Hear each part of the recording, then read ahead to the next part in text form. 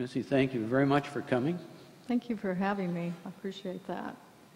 I wanted to say I've been at DVIS Call Rape for 14 years, and I'm also in private practice. So I've had experience working with military families more in my private practice, although we've had a number of military people come through DVIS Call Rape services. Another issue that we may want to address at a later date is the prevalence of military sexual trauma, which I won't be covering today, but is really a very large issue that's happening in our country. And so today I'm going to kind of combine things regarding domestic violence and then also how the military affects that and how prevalent it is within active duty people as well as veterans. I also hope that I can help you know what we're doing to intervene to really stop that intergenerational cycle of violence that is part of domestic violence. And unfortunately, I have very sad news for you, which is that the state of Oklahoma is now third in the nation for the murder of women by their intimate partners. This is a huge increase. 2 years ago, we were 17th in the nation, and now we've seen this incredible increase, which is extremely sad to report. I also wanted to let you know that 2/3 of the men who kill their partners actually kill them with illegal firearms. So those would be men who've had some sort of conviction or they have a protective order, and nevertheless they've had access to weapons and have killed their partners using a weapon. The other very sad news here is that 50% of the people who are killed have never contacted the police nor sought services for what was happening within their family. And as I explained to you, domestic violence is sort of a coercive pattern of control that exists over a period of time. So these women who were murdered, you know, knew that they were in some degree of danger, probably, but never felt they could reach out for any kind of assistance.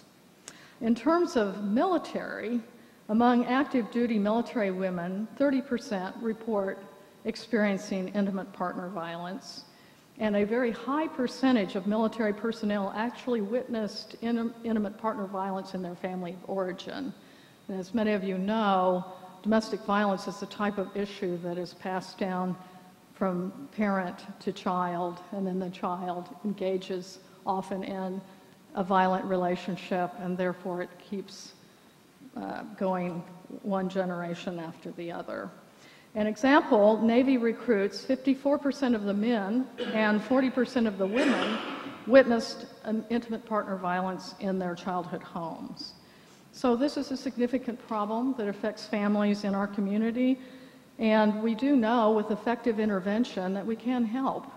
60% of the women who sought shelter actually, you know, that increases their likelihood of staying alive. So if people actually seek services, and I think all of us can communicate the importance of that, then we can save lives, and that's important. So today I hope you'll learn a little bit about domestic violence and how it relates to the military, and what we do at Domestic Violence Intervention Services to intervene to help families stop the cycle of violence. And I'm pretty informal, so if you have questions, you're welcome to raise your hands as we go along, and I'll be happy to answer them. Towards the end, I will talk more about, you each have a handout about the services that we offer at DVIS Call Rape, and I'd like to talk with that a little later in our discussion. So I'm talking today about intimate partner violence. Sometimes we call it intimate terrorism, and you have a power and control wheel that I passed along to you, and that kind of helps frame this in a way that I think is really helpful, because within the coercive pattern of violence that we see in violent families, many people are isolated, they are denigrated, this goes on over a period of time, they are often sleep deprived, a person may actually not allow them to eat, will economically control them, all with this outside ring of physical and sexual abuse. In other words, the the pattern is more than just slapping or punching somebody. There are many other elements that make it very difficult for people to, get out of the domestic violence that they're in. And intimate partner violence is really an umbrella term that covers all the types of violence between partners. And as you will learn, there are more than one type of couple that participates in domestic violence. So I would invite you to look at that power and control wheel as we go through some of today's discussion, so that you'll begin to see that domestic violence really is often more about the coercive pattern of control, those elements that do not involve physical or sexual violence, but do create a great deal of difficulty for a person who's being victimized.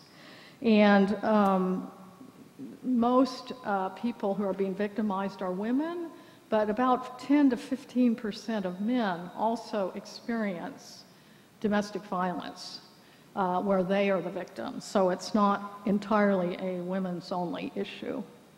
So when we think about domestic violence, it's really a pattern of behavior that an adult or an adolescent would use against an intimate partner with the intention of controlling them. In addition to the physical and sexual violence they may use, they would also use economic tactics, emotional tactics in order to keep their partner under control and to keep their partner sort of doing what they want them to do. And this use of violence really is to demonstrate what happens to you if you don't follow my rules. And so there's a punishment extracted, particularly in these more severe forms of violence, where if the partner doesn't come home on time, or their mileage is too much and the person's monitoring their mileage, then they suffer the consequences, which could be physical or sexual violence. So the offending party is willing to do that in order to get that compliance from their partner. It affects well over 1 million women in our country, and it's, as I said before, it's nearly always perpetrated by a man against a woman, but on occasion we have had some women who have utilized various coercive patterns of control, such as immigration status, to control their male partner. This type of violence, this more severe violence, is more likely to come to the attention of an agency such as ours, more likely for an arrest to take place. And as I go through the different types of people who offend, you'll also learn that sometimes this type of behavior actually extends beyond the family. The survivors of this type of violence are often more likely to seek services, but as I said before, many people who are killed have never sought services, have never called the police. Sometimes we also see the use of violence by women. Some of it may be reactive. In other words, it may be that as you're attacking me, in order for me to defend myself, I become violent with you. So a woman may actually resort to violence herself to demonstrate that I also can utilize this. We've had a few cases where a woman was in an abusive relationship, got out of it, married another person, that person's kind of passive. This woman is now becoming somewhat violent with her current partner, as if she's now sort of getting that out of her system. And the last idea is that people sometimes, women may resort to violence in an effort to escape. And there is a syndrome, it's called Battered Women Syndrome, and it's actually utilized in court on occasion when there's a situation where the woman has actually killed her partner as her partner was offending her, and she felt this was the only way to escape. And I've actually been an expert witness on a trial, this was probably 8 years ago, in which the woman did kill her partner and she was acquitted on the defense of the Battered Women Syndrome because she had been battered for a number of years and he was getting ready to do another physical act on her, and she responded by shooting him.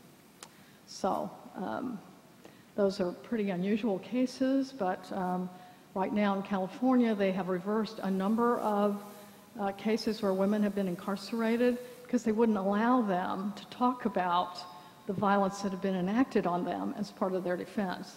Now they're actually reopening those cases and looking at those cases on a case-by-case basis to see if there was that antecedent that sometimes causes a woman to resort to violence. So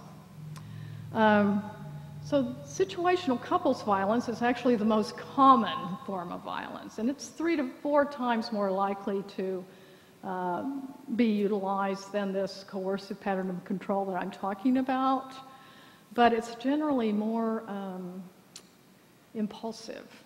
So there's not the intention of controlling my partner. I just, maybe we're partying or maybe we're having a lot of stress in the family. I don't really know how to handle it.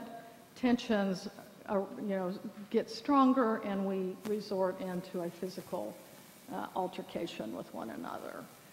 The difference here, of course, being there's not that intention of using the violence to control my partner. It's really more of an eruption or a spontaneous sort of action.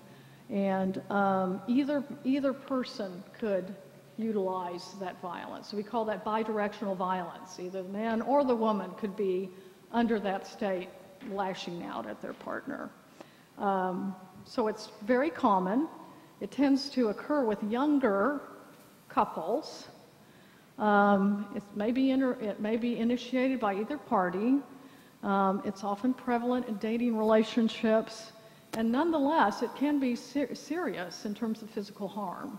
There was a study done in Pittsburgh, and 26% of the women who had engaged in situational couples violence ended up being hospitalized for their injuries. Also, I want to say children who are exposed to parents who are fighting, no matter what type of couple we're talking about, that's a very traumatic thing for a child. And we are doing a lot of work at DVIS called Rape with Children who are exposed to domestic violence to really help them work through the trauma response that even very young children will have when their parents resort to these types of sort of scary situations.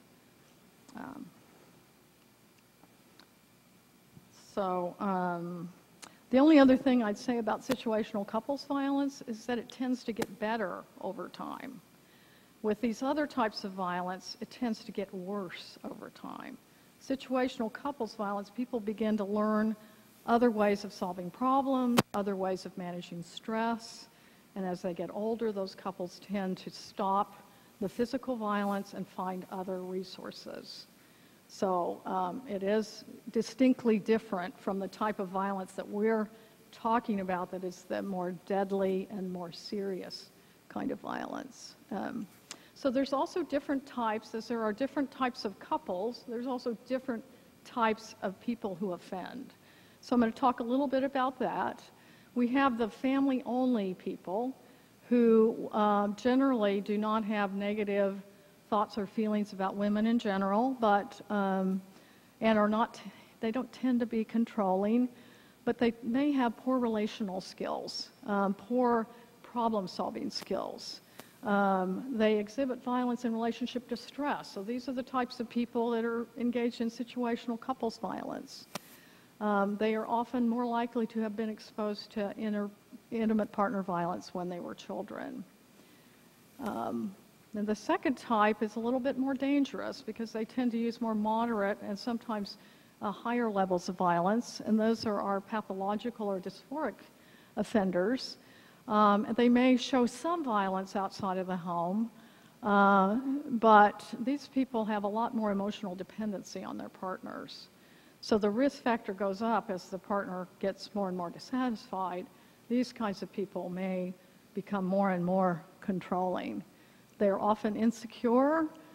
They are prone to jealousy. These are the types of people who really do monitor and stalk their partners. Will often use different means, and these days there's many ways to do that. We have GPSs, we have phones we can look at, we have computers we can track people, and so there are really a lot of ways that a person might engage in a stalking type of behavior with their partner. Pathological violence, and we're kind of seeing some of this in the military folks, is really where there's a mental health condition, or there's alcohol and drug use, which often worsens the actual violence that occurs. Some people who have brain injuries may have, in an earlier part of their life, been very fine and tranquil and no problem, and after the brain injury, they become violent. And then we have this portion of people that have post-traumatic stress disorder, which is a dysregulating disorder where people are very reactive, very hypervigilant, very often are triggered by sounds and different kinds of things, and they may act out on their partners. And we are seeing some people who have served in Iraq, Afghanistan, come back, really had great marriages beforehand. Now they're having some of these PTSD symptoms that is causing them to become violent with their partners. So it's a whole new terrain, really, for us. Have you seen any information about how combat affects women versus men? I don't know that.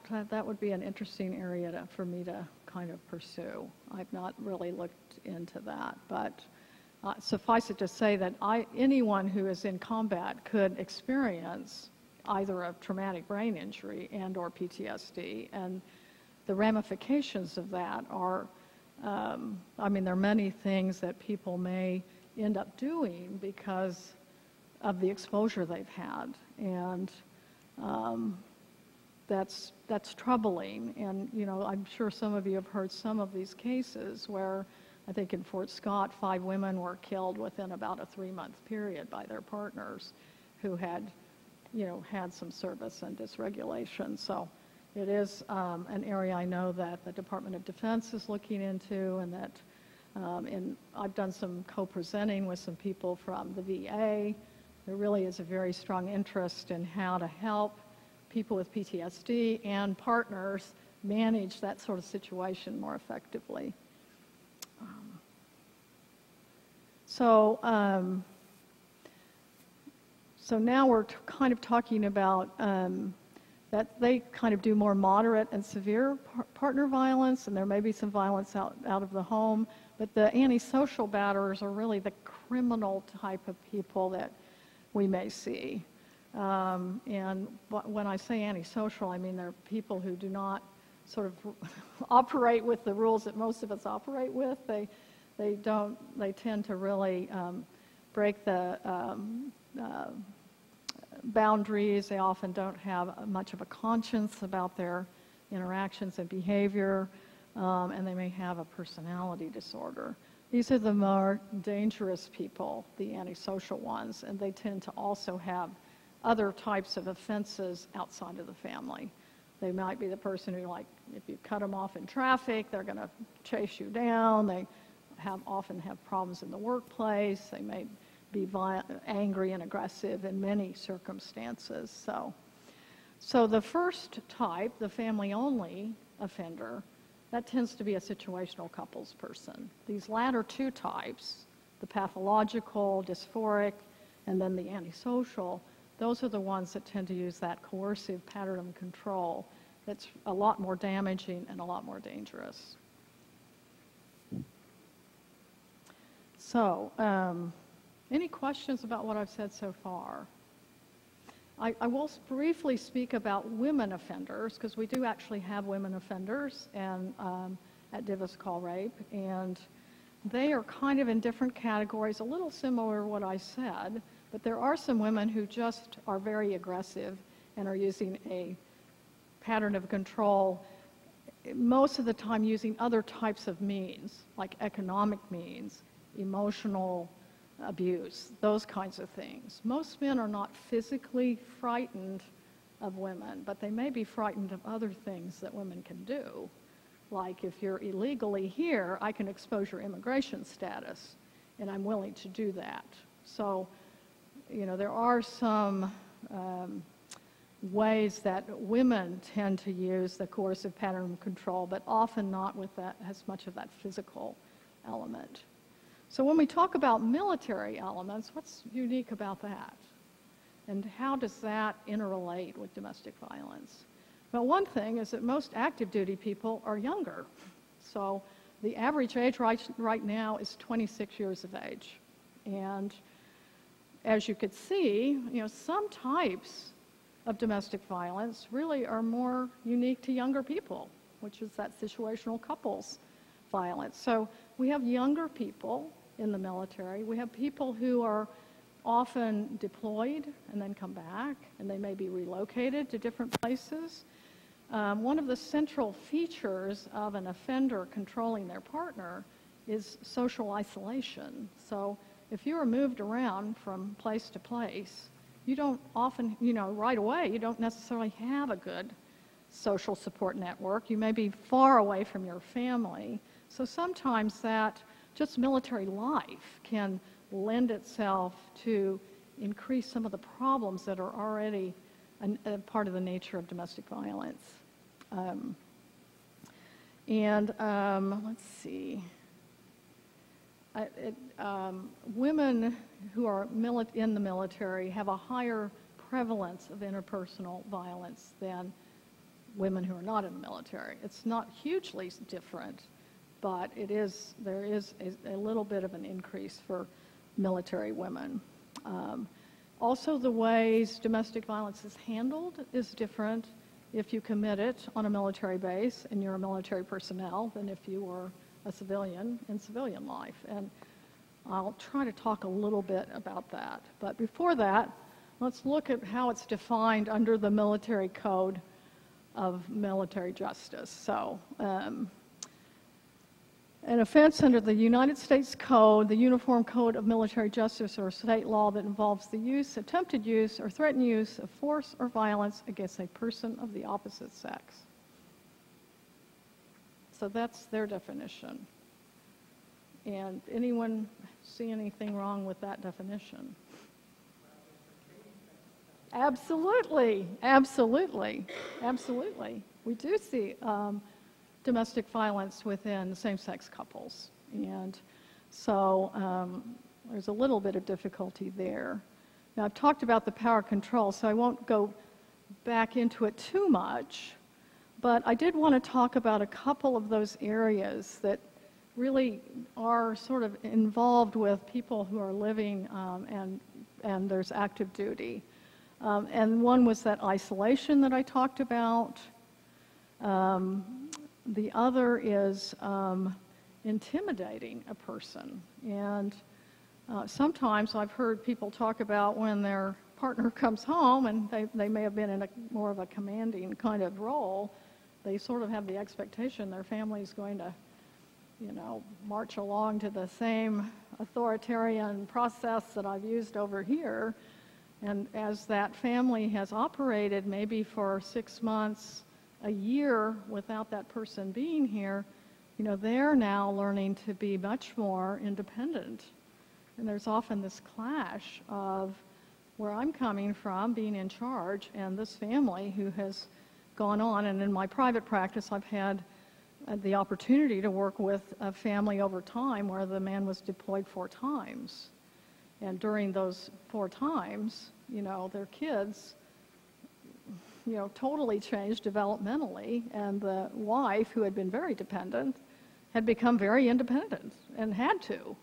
But when he came home, he felt kind of like a lame duck husband. I mean, and in this case there wasn't domestic violence, but there was a lot of pain and distress because of this aspect where the family had really kind of learned to get along entirely without this person. Very sad indeed. The other thing is that some people actually have access to weapons, which is actually in our state, the way most women are murdered by their partners is they're shot. And so that increases the risk factor. So as we begin to look about violence within the military context, we do have those other elements that are a little bit more likely to happen. The traumatic brain injury, the PTSD that people may have, this estrangement then coming back.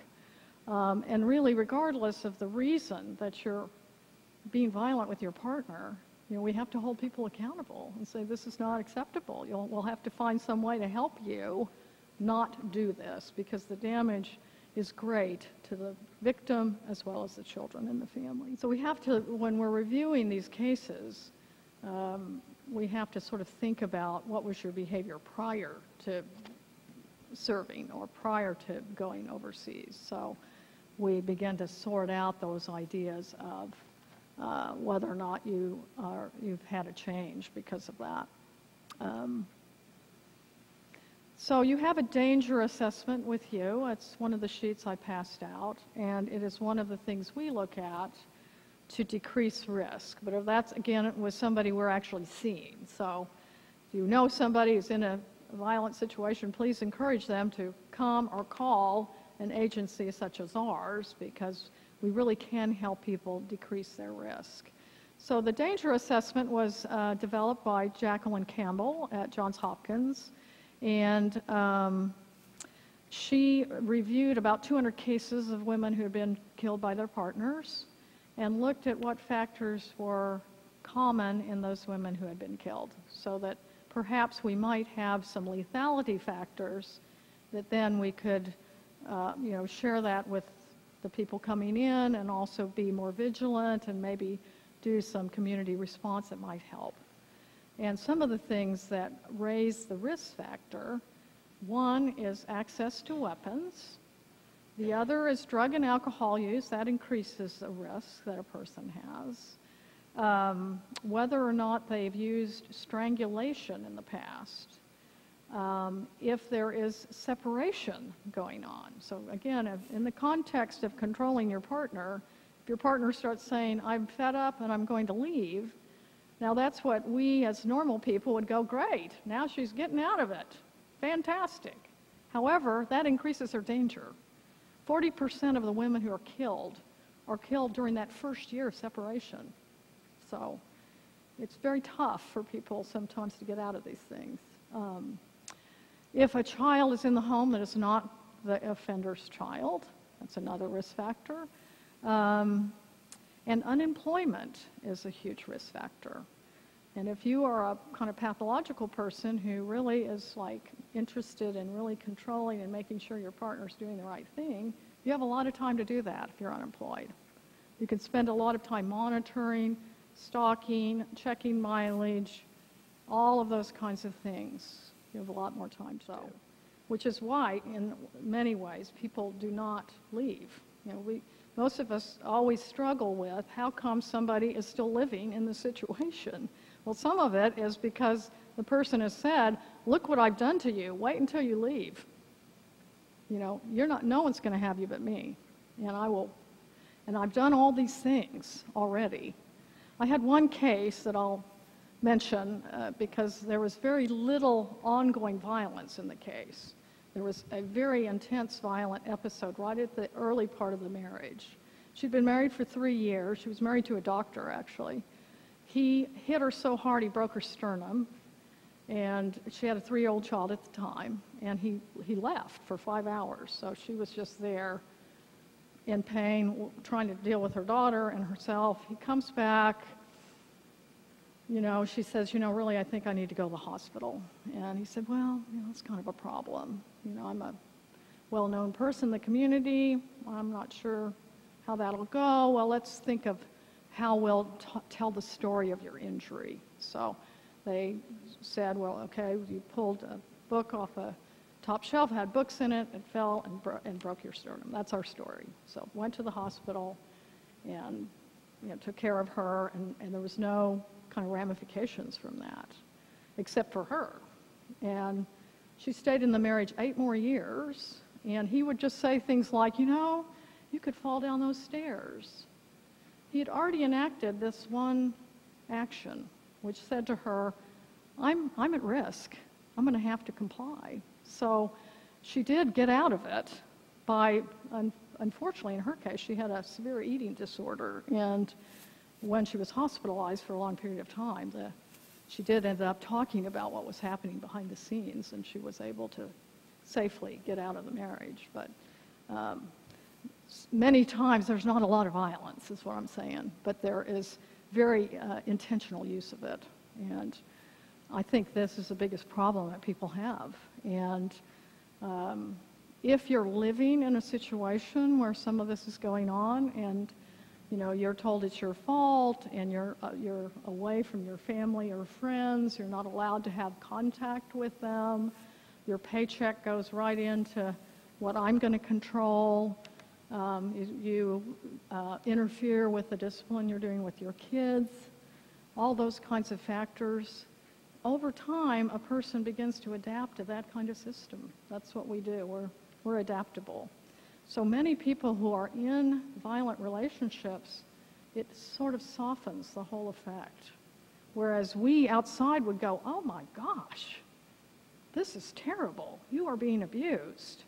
A person who's lived with it for a long time, that's normal life for me. So therein lies part of the problem, is that people adapt over time, they minimize, they're fearful, they're told, if you leave, I'll kill you, and many people are killed. So it's a very difficult situation, but one that in many cases we can successfully intervene in. I talked a little bit about multiple deployments and how that changes roles within the family that can be problematic. And also it can increase that paranoia about what my partner's doing when I'm over here. And if I'm sort of a jealous type, I can really begin to kind of ratchet that up a little bit. So those are some of the kind of unique things for the military. I was going to tell you briefly about what would happen and sort of how things are viewed a little differently within the military when domestic violence occurs on base. And one thing that's different is that the Department of Defense defines the severity of the abuse differently than the civilian community does. So if you had a physical injury that required hospitalization, caused temporary or permanent disability or disfigurement, that would be considered severe domestic violence. And then the others would be moderate and mild. So they would sort of rank what they would consider more severe. Now in civilian world, strangulation would be considered a severe type of abuse. And that wouldn't necessarily hold true if you committed the offense on a military base. So there's a little bit of difference in how things are viewed and how things are handled. If violence occurs on a military base, the military police are notified, and the commanding officer is notified. If the offender is a civilian who's acted out on a military person, the issue goes to civilian law enforcement. And they have family advocacy programs within the military, and that's the program that really works with families and tries to help and advocate for safety. They'll do safety planning. They'll work with maybe treatment if the offender needs treatment. And they will do a lot of case reviews to try to deal with that issue of safety. And so they do have their own sort of method of going about working with people where there is domestic violence. The commander will ultimately decide what actions to take, whether there'll be sanctions, treatment, or even discharge from the service. 23% of the women who had domestic violence, only 23% where there is violence go forward to tell about it because of the fact that it could have adverse effects on their partner's military career, which it can. So a criminal conviction can end a military career. And they said that members reported for abuse are 23% more likely to be separated from the service than non-abusive members and are more likely to get a less than honorable discharge. So herein we have another maybe barrier for a person coming forward and saying, hey, my partner is abusing me, because they're risking their own economic well-being as well as the career of their partner. And many people who are in abusive relationships love their partners. That's the other fact. They love their partners. So they don't necessarily want their partners to get in trouble. They want their partners to stop being abusive of them. So I just wanted, you have your little circle of the things that we do at DVIS, call rape. And I'd have to go clear back to it, but we do provide a number of services. And fortunately for us in Tulsa, we are the largest domestic violence agency in the state and the most comprehensive. And that's because of the support of our wonderful community here. And the types of things that we do is we work with offenders, both male and female. In our state, if you commit a domestic violence offense and you are found guilty of a misdemeanor or a felony, you have to go to 52 weeks of counseling. So it's a long period of time. And I think the idea being that for many people, it takes a long time to kind of move into being receptive to treatment efforts. There are some questions whether 52 weeks is really the magic charm, and when a person leaves, we actually say to them and their partner, this is no guarantee that your partner is safe, no guarantee. However, we have learned that if people complete our program, their likelihood of recidivism is less than 5%. That's actually really good. That's completing the whole program. Most people, about 20 to 30%, drop out in the first 3 months. And then, depending upon what the court wants to do, they're reordered or whatever.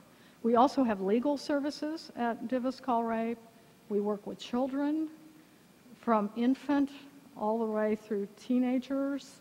So there is actually some new treatments to help even very young children manage their trauma. So you've got a list of all the stuff we're going to do, and I can see that my time is out. So thank you very much.